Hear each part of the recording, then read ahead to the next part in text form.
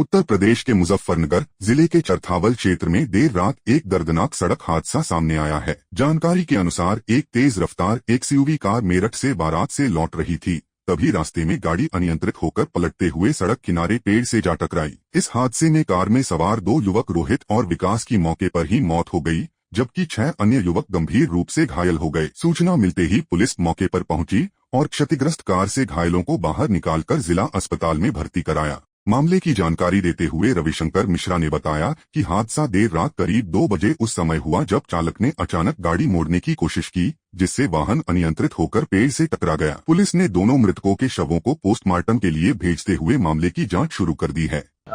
मुजफ्फरनगर चरथावल मार्ग पे 8 लोग एक एसयूवी कार में सवार होकर मेरठ शादी अटेंड करने गए थे। शादी से लोग लौट रहे थे। रात्रि में लगभग 2 बजे जो गाड़ी के चालक थे और उन्हीं की गाड़ी थी, उनको लगा कि उनका घर आ गया है और अचानक से उन्होंने गाड़ी को मोड़ने का प्रयास किया। गाड़ी अनियंत्रित होकर एसयूवी पेड़ से टक्कर खा गई और पलट गई, जिसमें 2 लोगों की, रोहित और विकास की, दुखद मृत्यु हो गई है।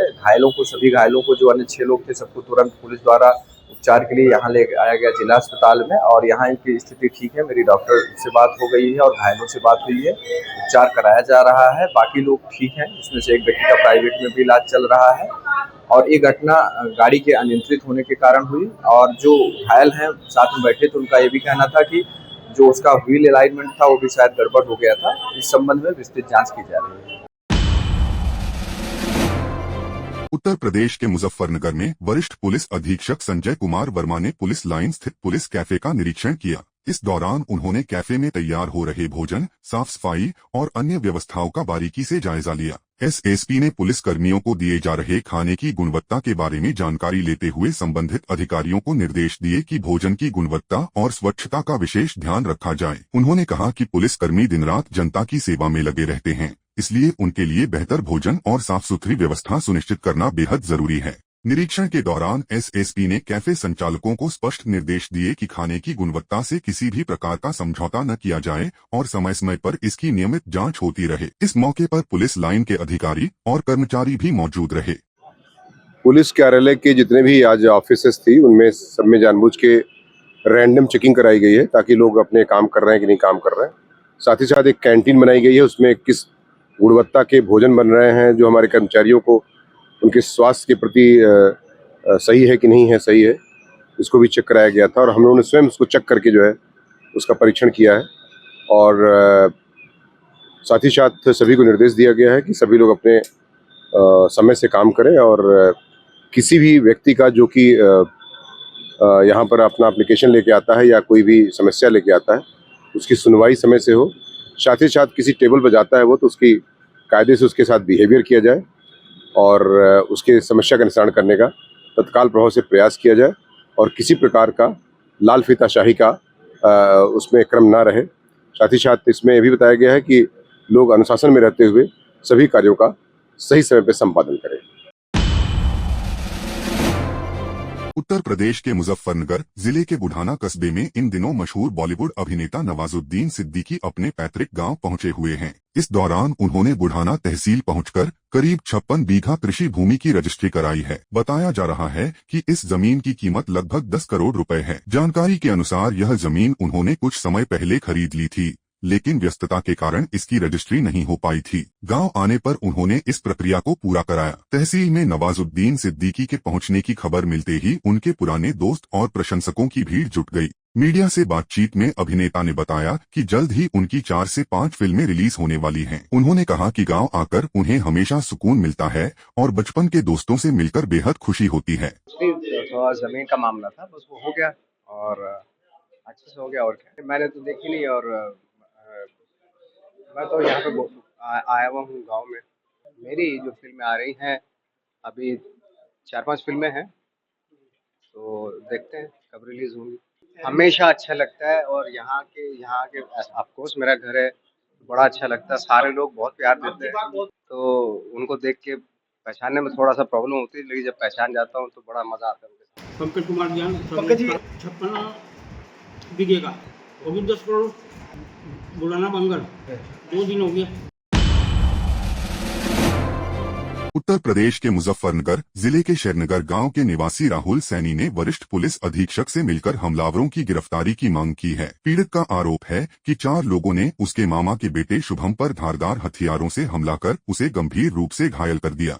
घटना के बाद शुभम को गंभीर हालत में अस्पताल में भर्ती कराया गया, जहां वह हाई सेंटर के आईसीयू में उपचाराधीन है। पीड़ित का कहना है कि इस मामले में स्थानीय थाने में शिकायत दर्ज कराई गई थी, लेकिन अब तक आरोपियों के खिलाफ कोई ठोस कार्रवाई नहीं हुई और न ही किसी की गिरफ्तारी हो सकी है। पीड़ित परिवार का कहना है कि आरोपियों की गिरफ्तारी न होने से परिवार में भय का माहौल बना हुआ है। उन्होंने एसएसपी से मामले की निष्पक्ष जांच कराकर आरोपियों को जल्द गिरफ्तार करने की मांग की है। जी राहुल सैनी है, ग्राम शेरनगर का रहने वाला हूँ। 4 तारीख में मेरे भैया के मम्मा जी का लड़का है शुभम, उसके साथ इन्होंने मारपीट करी। गांव वाले लड़के थे गांव के। ये गांव में विनोद के लड़के हैं, विनोद है और उसका एक नीटू है लड़का बड़ा, सबसे छोटा अजय है, एक सबसे छोटा अजीत है। इन्होंने चारों ने मिलके उस पर बहुत ज्यादा पिटाई करी उसकी, मतलब लोहे की रोड से वो आईसीयू में भर्ती है। तब से 4 तारीख से मैं एसपी कार्यालय 3 बार आ चुका हूँ, कोई कार्रवाई बिल्कुल भी नहीं हो रही है। मुकदमा उनके लिए खिलाफ हो रहा है। जो मंडी थाने के जो कोतवाल साहब है वे भी कह देते हैं कोई कार्रवाई चल रही है, कोई सुनवाई हो नहीं रही। हम आते हैं यहाँ से चले जाते हैं, कहते हैं करेंगे। इसकी हालत ज्यादा बहुत गंभीर है, वो मेरठ आईसीयू में भर्ती है। हम तो न्याय चाहे जी, उन्हें जेल हो जाए बस, और इतना चाहते हैं जी। मंडी थाने गए थे, कोई कार्रवाई नहीं होती है। वे झूठ बोल देते हैं कि कार्रवाई कर रहे हैं, एक को अरेस्टिंग कर ली, कोई अरेस्टिंग नहीं है किसी की भी, कोई गिरफ्तारी नहीं है। बल्कि उन्होंने बोला कि गिरफ्तारी हो चुकी है, जब मैं यहाँ 3 बार आ चुका हूँ। उन्होंने शुरू वाले दिन बोला कि एक की अरेस्टिंग हो चुकी है, गिरफ्तारी चाहते हैं सर। 4 लोग थे जी, 4 के खिलाफ ही है, कोई गिरफ्तारी नहीं कर रही है पुलिस। देखिए, अलविदा की जो अभी आज नमाज है उसके लिए हम लोगों के द्वारा जो है सुरक्षार्थ 2 कंपनी पीएससी और हमारे जो सिविल पुलिस का कंपोनेंट है उसको डिप्लॉय किया गया है। हमारी जो महत्वपूर्ण मस्जिदें हैं वहाँ पर हमारे चौकी इंचार्ज हैं, वो सतत निगरानी रख रहे हैं। और जो सीनियर ऑफिसर हैं हमारे लेवल पे भी अभी आज के दिन पूरे दिन में जो नमाज का अवधि है उसमें हम लोग भ्रमणशील रहेंगे और संवाद स्थापित करते रहेंगे। इस संबंध में कोतवाली पर जो मुअज्जिन लोग हैं उनसे मीटिंग भी आयोजित की गई है और उन्हें जो है आवश्यक निर्देश भी निर्गत किए जाए। सोशल मीडिया को भी हमारी टीमें जो हैं वो मॉनिटर कर रही हैं और जो भी सोशल मीडिया पर किसी भी प्रकार का अफवाह या ऐसी कोई गतिविधि करने का प्रयास करेगा जो नियमता सही नहीं है, विधि विरुद्ध है, तो उसके विरुद्ध जो है विधिक कार्रवाई जो है वो अमल में लाई है। ड्रोन भी लगे हुए हैं हमारी, और जो LIU की टीम्स लगी हुई हैं, और जो हमारे अपने जो कुछ सहयोगी हैं समाज के जो मुअज्जिज़ लोग हैं, हम लोग उनसे भी सतर्क मतलब जो है संवाद बनाए हुए हैं और उम्मीद करते हैं कि आज की नमाज जो है वो सकुशल संपन्न होगी। देखिए, सभी जो हमारे जो पुलिसिंग की जो एक ट्रेडिशनल जो तरीके हैं वो सारे तरीके जो है हम लोग आज जो है इसमें इस्तेमाल कर रहे हैं। देखिए, ये चर्चा ईरान से शुरुआत में अगर कर लेते तो बेहतर होता। शुरुआत में सरकार को यही नहीं मालूम था कि हमें करना क्या है, किससे बात करनी है, किसका साथ देना है, इजराइल का साथ देना है कि ईरान का साथ देना है, युद्ध के ऊपर क्या विचार हैं उनके, यही क्लियर नहीं था सरकार को। तो फिर जब सरकार क्लियर नहीं था और अब इतने दिनों बाद आप ईरान से बात कर रहे हैं, ईरान आपको याद आया, जबकि हमारे ऐतिहासिक संबंध रहे हैं हज़ारों सालों से ईरान से, तो अब आपको याद आ रहा है। तो ये कहीं ना कहीं बहुत देर हो चुकी है। इतनी देर बाद आपने किया, चलिए देर हो गई लेकिन कम से कम आपने किया। तो देखिए, जो हालात हैं अभी, ख़ास तौर से इतने आतंकी हमले हुए, दिल्ली में हुआ, कश्मीर में हुआ, इन सब आतंकी हमलों के बाद पाकिस्तान के साथ एकदम नॉर्मल संबंध बना लेना वो कहीं ना कहीं हमको नहीं करना चाहिए और इसका विरोध होना चाहिए। जब तक के कोई पाकिस्तान के खिलाफ अच्छी कार्रवाई या कुछ ऐसा ना हो, तब तक के ऐसे संबंध बनाना बिल्कुल गलत है। विपक्ष स्वतंत्र है, जो कुछ भी करना है कर सकते हैं, लेकिन उनका रिकॉर्ड रहा है जो भी इंस्टीट्यूशनल मैकेनिज़्म है देश में बना हुआ, उसके ऊपर हमला करने से कहीं भी नहीं चूकते हैं। देश को कहीं भी बदनाम करने की का काम करना हो उससे चूकते नहीं हैं। जहाँ कुछ भी उनको राजनीतिक लाभ के लिए जिस भी किसी प्रकार का काम करना होता है वो चूकते नहीं है। आपने AI समिट के दौरान भी देखा था किस प्रकार से देश को बदनाम करने की कोशिश की गई थी। विपक्ष को एक सकारात्मक विपक्ष की भूमिका निभाते हुए काम करनी चाहिए। औपचारिक बैठकें हो रही हैं, सभी लोग मिल रहे हैं, बैठ रहे हैं, रणनीति तय कर रहे हैं। नहीं, चिंताजनक तो है स्थिति, और युद्ध किसी भी समस्या का हल नहीं होता है। डायलॉग डिप्लोमेसी के माध्यम से समस्या का समाधान निकाला जाना चाहिए। ज्ञानेश कुमार तो भारतीय जनता पार्टी के सदस्य हैं, जिस प्रकार से काम कर रहे हैं वो तो सामने सबको दिख ही रहा है।